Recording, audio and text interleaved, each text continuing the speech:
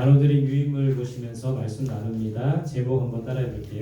그리스도 안에서 행하라. 그리스도 안에서 행하라. 우리가 몇 주간 우리 청지기에 대해서 말씀을 나눴는데요. 이제 다시 우리 청지기 말씀을 나누기 전에 골로새서 말씀 또 함께 이 말씀을 통해서 은혜 받는 귀한 시간이 되면 좋겠습니다. 이 바울 서신에 등장하는 주요 단어가 바로 이 그리스도 안에서라는 말이에요. 그러니까 우리는 모든 것을 그리스도 안에서 행해야 합니다. 오늘 제목과 같이 그리스도 안에서 행할 때 평안하고 또 하나님의 복을 받아 누릴 수가 있는 것이죠. 그리스도 안에서 행할 때 모든 것이 잘 되고 형통할 수가 있는 겁니다. 그리스도 안에서 살아갈 때 넘어지지 않고 쓰러지지 않는 것이죠. 그리스도 안에서 모든 것을 행할 수 있는 날마다 그리스도 안에서 살아가는 우리들이 될 수 있기를 바랍니다. 오늘 골로새서 2장 말씀에 보면 자 우리 15절 골로새서 1절 2절입니다. 1절입니다. 1절 말씀 같이 한번 보겠습니다. 시작. 내가 너희와 라오디게아에 있는 자들과 물은 내 육신의 얼굴을 보지 못한 자들을 위하여 얼마나 힘쓰는지를 너희가 알기를 원하노니. 자, 이 바울은 항상 이 성도들을 향해서 힘쓰고 애썼죠. 근데 오늘 이 1절 말씀에 보면 좀 구체적으로 누구를 위해서 힘쓴다고 말했습니까? 첫 번째는 내가 너희와, 너희는 누굴까요? 골로새 교회의 성도들입니다. 이 골로새 지역은요 동서교통의 요충지로서, 그러니까 동양과 서양을 연결하는 그런 교통의 요충지예요. 그러니까 동서 사상의 교류가 활발했던 지역이 바로 골로새 지역입니다. 그래서 동양 철학도 있고 서양 철학도 발달한 곳이 바로 골로새 지역이었습니다. 이런 이 골로새 지역에 에바브라가 교회를 개척했어요. 그래서 동서양의 여러 그런 철학이 발달되고 사상이 발달됐기 때문에 온갖 이단 사상들과 싸워 순수한 믿음을 지켜나가려고 했던 것이 바로 이 골로새 교인들이라는 겁니다. 그래서 바울은 이 골로새서를 쓴 목적도 거기에 있는 거죠. 골로새 교회 성도들의 믿음을 세우고 많은 이단 사상들과 싸워서 순수한 믿음을 지켜나가려고 하는 그런 의도로 이 골로새서를 썼다라는 겁니다. 그래서 바울은 누구보다도 이 골로새 교회 성도들을 위해서 힘쓰고 애쓰고 그들을 위해 기도하며 그들의 이 순수한 믿음을 지켜나가려고 힘쓰고 애썼다라는 거예요. 목회자인 저도 우리 성도들을 위해서 항상 힘쓰고 애써야죠. 새벽마다 우리 성도들을 위해 기도합니다.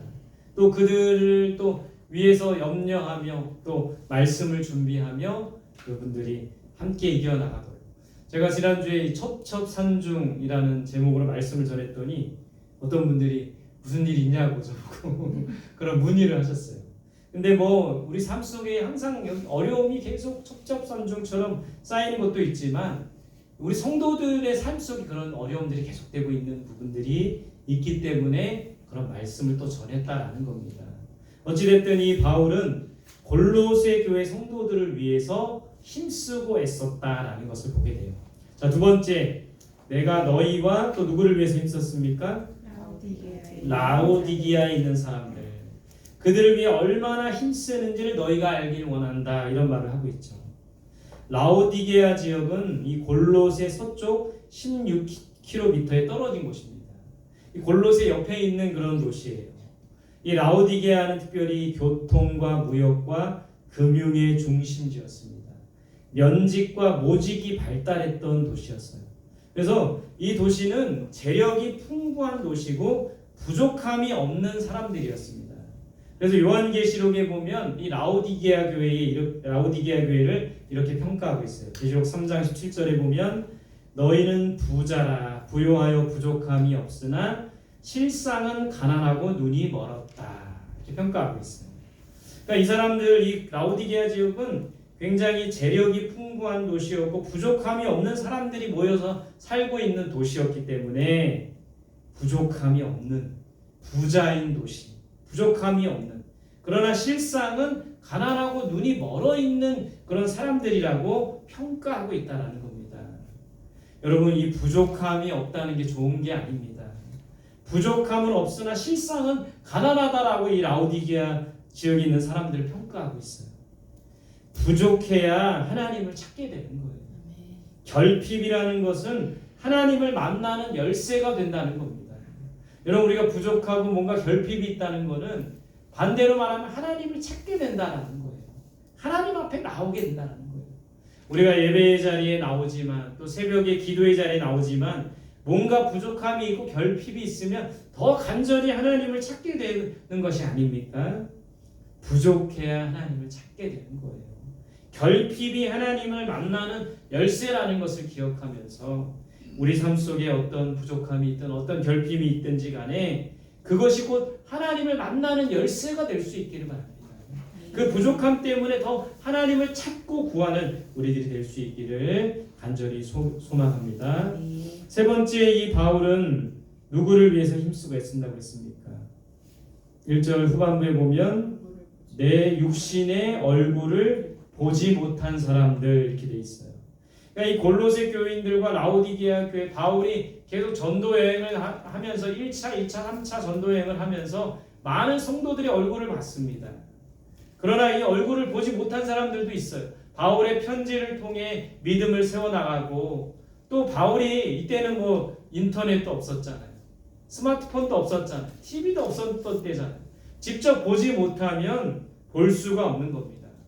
그러나 이 바울의 육신의 얼굴을 직접 보지 못했지만 그리스도라는 이름을 믿고 그리스도 안에서 살아가는 사람들을 한 형제와 자매와 같이 여기며 그들을 위해 기도하고 그들을 위해 힘쓰고 애썼던 것을 보는 거예요. 그래서 편지로 하나님의 말씀을 가르치고 직접 보지 못했지만 그 사람들을 귀하게 여기며 힘쓰고 애썼다는 겁니다. 여러분, 오늘날로 말하자면 바울이 서신을 통해 권면했던 사람들, 오늘날은 이 유튜브 뭐 여러 가지, 저도 이제 우리 성원교회도 유튜브 채널이 있지만 여기서 설교를 듣는 사람들도 있습니다. 그러니까 이들을 위해서도 애쓰고 힘쓸 수 있어야 돼요. 오늘 이 바울이 애쓰고 힘썼던 것을 보면 골로새 교회 성도들만을 위해서 애쓰지 않았어요. 그 옆 동네에 있던 라오디게아 사람들을 위해서도, 또 육신의 얼굴은 보지 못했지만 익명의 그런 사람들, 수많은 그리스도 안에서 살아가고 그리스도를 믿는 믿음 안에서 살아갔던 사람들을 위해서 애쓰고 힘썼던 모습을 보게 되는 겁니다. 여러분, 우리가 좀 시각을 넓혀야 돼요.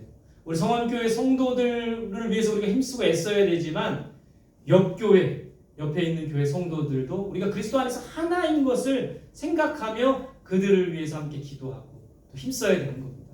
또 우리 교회 교인들은 아니지만 그리스도를 믿는 자들과 함께 더불어 저도 이제 이 우리 교회 성도들뿐만 아니라 이 영상을 찍어서 보내고 하는 게 우리 교회 성도들은 아니지만 함께 이 말씀을 나누는 분들한테 함께 공유하고 또 이게 묵상한 것도 함께 공유하고 그러는 거라는 것이죠. 본의 아니게 제가 지난주 주일과 엊그제 우리 교회에 나오셨다가 우리 교회를 떠난 분을 만났어요. 근데 이게 갑자기 순간이었지만 만감이 교차되더라고요. 저한테 그래도 인사를 하시더라고요. 인사를 하셨는데 반가운 마음도 있었지만 우리 교회 교인 아닌데 이런 마음도 솔직히 드는 거예요.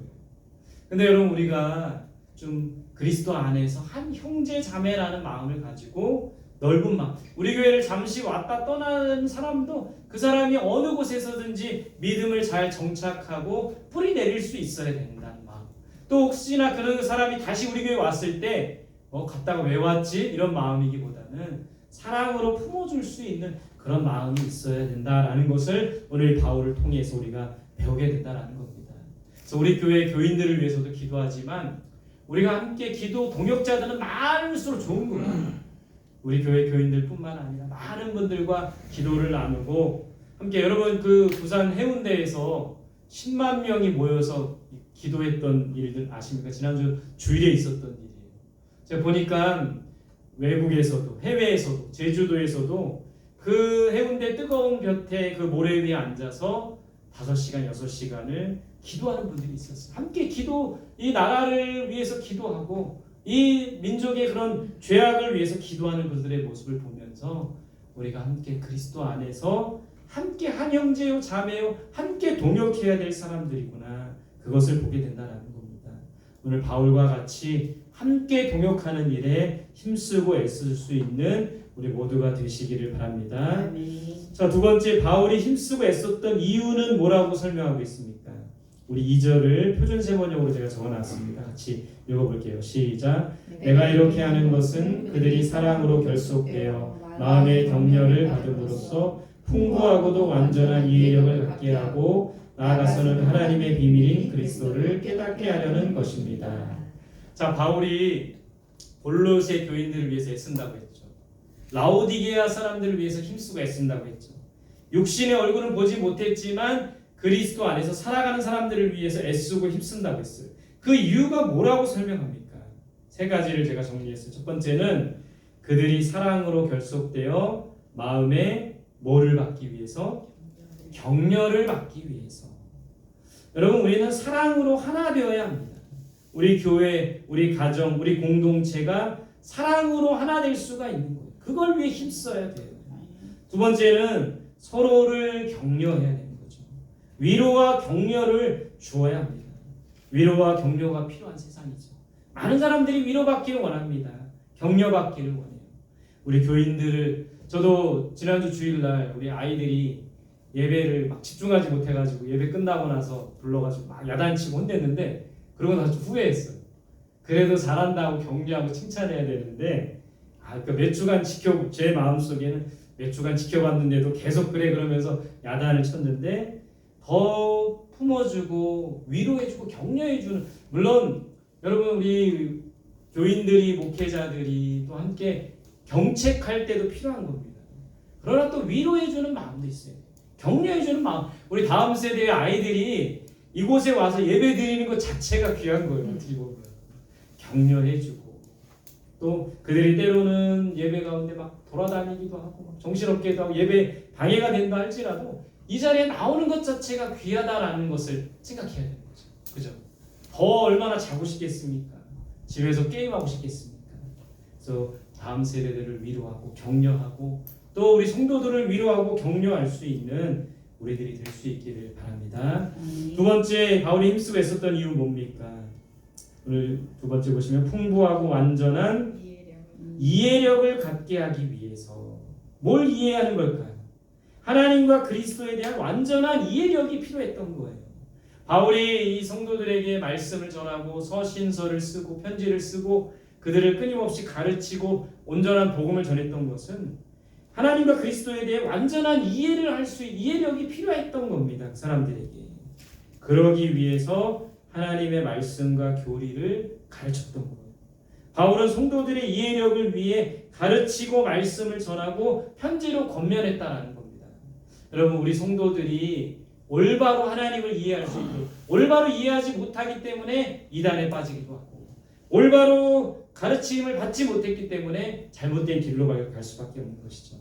그래서 힘쓰고 애써야 될 것은 우리 성도들이 온전한 복음을 알 수 있도록, 하나님과 예수 그리스도가 어떤 분인지 알 수 있도록 우리가 그것을 위해 힘써야 된다는 겁니다.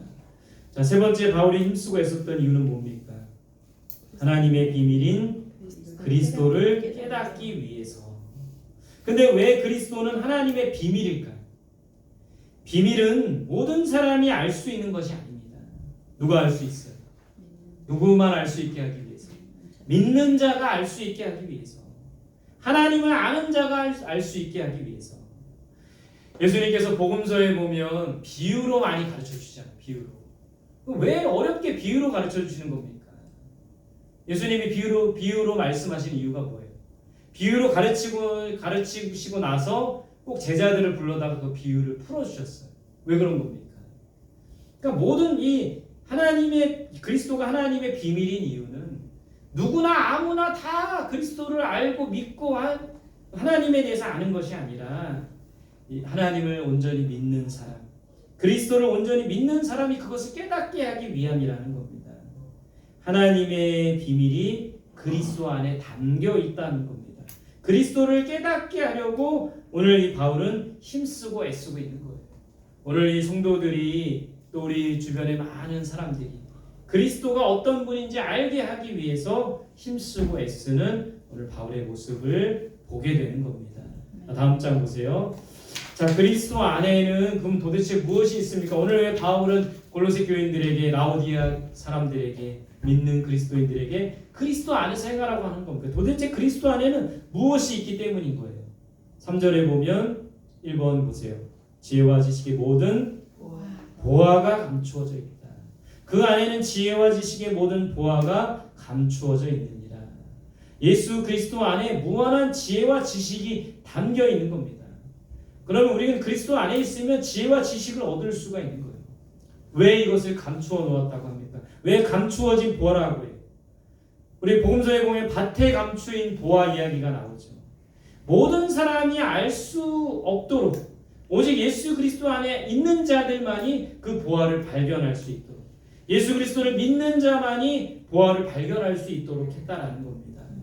우리가 그리스도 안에 살아가고 그리스도를 믿는 믿음 안에 거할 때 그리스도 안에 참된 지혜와 지식의 보화가 있다는 것을 믿고 그리스도 안에 이 보화를 발견하는 우리들이 될 수 있기를 바랍니다.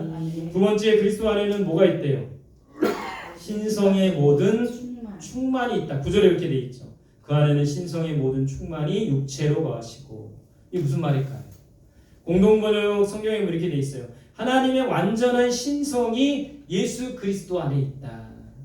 여러분, 우리가 알다시피 예수님은 인성과 신성을 함께 가지고 계신 분이죠. 인간의 그런 성품을 갖고 계세요. 왜냐하면 인간의 모습으로 이 땅에 오셨기 때문에.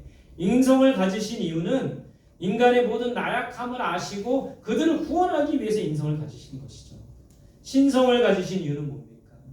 인간이기만 하면 인간을 구원할 수가 없는 거예요. 신성이 있기 때문에 그 인간의 죄를 사하고 구원하실 수 있는 거죠. 그래서 예수님은 인성과 신성을 함께 가지고 계신 분입니다.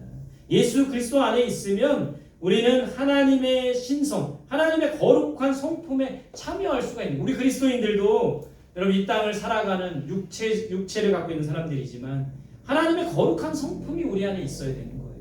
그러기 위해서는 예수 안에 거하면 되는 겁니다. 여러분, 우리 자신을 보면서 날마다 좀 성격을 바꾸고 싶잖아요. 좀 고매하고 고귀한 인격을 좀 갖고 싶잖아요. 그러기 위해서는 날마다 우리가 예수 그리스도 안에 살아가야 되는 거죠. 예수 그리스도 안에 있을 때 하나님의 거룩한 성품에 참여할 수가 있다라는 겁니다. 자, 세 번째, 그리스도 안에 무엇이 있습니까? 10절에 뭐라고 되어 있어요? 모든 통치와 권세의 머리가 되신다. 10절 같이 볼까요? 시작. 너희도 그 안에서 충만하였으니 그는 모든 통치자와 권세의 머리시라. 예수님은 만왕의 왕이시고 모든 만물을 다스리시는 하나님이십니다. 통치자와 권세자의 머리가 되시는 거예요. 예수 그리스도 안에 거하면 우리는 세상을 다스리는 권세를 얻게 되는 겁니다. 무엇으로 이 세상을 다스립니까? 우리는 기도로 세상을 다스리는 거예요. 사랑으로 세상을 다스리는 거예요. 그리스도 안에 있으면, 오늘 이 그리스도 안에 무엇이 있나? 그리스도 안에 있으면 보화를 발견할 수가 있습니다. 그리스도 안에 있으면 하나님의 성품에 참여할 수가 있습니다. 그리스도 안에 있으면 세상을 다스리는 자가 될 수 있다는 거예요. 그리스도 안에 거하는 우리들이 될 수 있기를 바랍니다. 오늘 마지막 내용은 그리스도 안에서 그럼 우리는 어떻게 행해야 되는가? 6절 7절입니다. 같이 볼게요. 시작. 그러므로 너희가 그리스도 예수를 주로 받았으니 그 안에서 행하되 그 안에 뿌리를 박으며 세움을 받아 교훈을 받은 대로 믿음에 굳게 서서 감사함을 넘치게 하라. 그리스도 안에서 우리는 어떻게 행해야 됩니까? 첫 번째는 그 안에 무엇을 박으라? 뿌리를 박어라. 공동번역 성경에서는 그리스도에 대한 믿음의 뿌리를 박으라. 그러니까 예수님을 믿는 믿음에 우리는 뿌리를 박아야 합니다. 그러면 흔들리지 않는 거예요. 쓰러지지 않는 거예요. 뿌리 깊은 나무가 되어야 되는 거죠. 여러분, 태풍이 불면, 큰 바람이 불면 뿌리가 얕은 나무들은 다 뒤집어지고 꺾어집니다. 그러나 뿌리 깊은 나무는 어떤 풍파와 어려움이 와도 흔들리지 않고 뿌리채 뽑히지 않게 된다는 것이죠. 예수 그리스도를 믿는 믿음으로 우리는 굳게 뿌리를 내어야 합니다. 조금만 어려움이 와도 우리는 막 흔들리잖아요. 뿌리가 뽑혀버리잖아요. 그러니까 예수 그리스도의 그 뿌리를 깊게 내리지 못했기 때문이라는 것이죠. 예수 그리스도를 믿는 믿음의 뿌리를 깊이 내려서 어떤 어려움과 풍파가 와도 결코 흔들리지 않는 우리들이 될 수 있기를 간절히 소망합니다. 두 번째는 그 안에서 무엇을 받으라? 세움을 받으라고 돼 있어요. 세움. 오늘 세움 씨가 안 왔는데 그 안에서 세움을 받으라. 공동 번역에서는 그 터 위에 굳건히 서라. 그러니까 예수 그리스도가 뿌리이기도 하지만 예수 그리스도가 터라는 거예요. 터. 예수 그리스도의 터 위에 굳게 서라고 말씀하고 있습니다. 예수 그리스도는 우리의 반석이 되시고 견고한 터가 되시죠. 그 견고한 터 위에 집을 세워야 그 집이 무너지지 않는 겁니다. 그러니까 우리는 모든 것을 예수 그리스도 위에 세워나가야 돼요. 우리 가정을 예수 그리스도 위에 세워나가야 돼요. 이 교회를 예수 그리스도 위에 세워나가야 합니다. 학교와 직장 생활을 예수 그리스도 위에 세워나갈 수 있어요. 신앙생활과 인간관계를 예수 그리스도의 터 위에 세워나가야 되는 겁니다. 그래야 무너지지 않고 그래야 쓰러지지 않는 거예요. 오늘 이 말씀을 보면서 우리가 기도해야 할 제목이 바로 여기에 있습니다. 우리 성도들이 먼저는 우리 성도들이 예수 그리스도의 그 뿌리 믿는 믿음 안에 뿌리를 깊게 내려서 어떤 풍파와 어려움에도 흔들리지 않는 우리들이 되었으면 좋겠습니다. 또 그 예수 그리스도의 견고한 터 위에 집을 세워서 결코 무너지지 않는 반석 위에 세워진 집을 세우는 우리들이 될 수 있기를 바랍니다. 마지막 세 번째, 그리스도 안에서 우리는 어떻게 해야 됩니까? 그 안에서 무엇을 굳게 세우라? 믿음을 굳게 세우라. 예수 그리스도 안에서 믿음을 세워야 합니다. 그래야 흔들리지 않는 거예요. 오직 예수 그리스도를 바라보며 믿음을 세워야 합니다. 목사를 바라보면 안 돼요. 교회를 바라보면 안 됩니다. 성도를 바라보면 안 돼요. 사람을 바라보면 안 됩니다. 물질을 바라보면 안 돼요. 오직 예수 그리스도만 바라보아야 된다는 겁니다. 요즘에 이 이사야 말씀을 통해서 우리가 깨닫는 것은 오직 여호와를 앙망하는 자는 독수리 날개침 같은 새 힘을 얻는다고. 이 앙망이라는 것은 간절한 마음으로 바라본다는 게 앙망이더라고요. 우리가 예수 그리스도를 간절한 마음으로 바라볼 때 목사를 바라보지 않고 성도를 바라보지 않고 교회를 바라보지 않고 사람을 바라보지 않고 물질을 바라보지 않고 오직 간절한 마음으로 예수 그리스도를 바라볼 때 우리는 결코 흔들리지 않고 하나님이 주시는 새 힘과 능력을 덧입게 된다는 겁니다. 여러분, 우리가 예수 안에 거할 때 흔들리지 않는 거예요. 예수 안에 거할 때 무너지지 않는 겁니다. 예수 안에 거할 때 쓰러지지 않는 거예요. 예수 그리스도 안에 뿌리를 깊게 박고 예수 안에서 모든 것을 세워나가며 예수 그리스도를 믿는 그 믿음 안에 믿음을 굳게 세워나가는 우리 모두가 될 수 있기를 간절히 소망합니다. 함께 주신 말씀 붙들고 기도합니다. 첫 번째는 많은 사람들이 하나님의 비밀인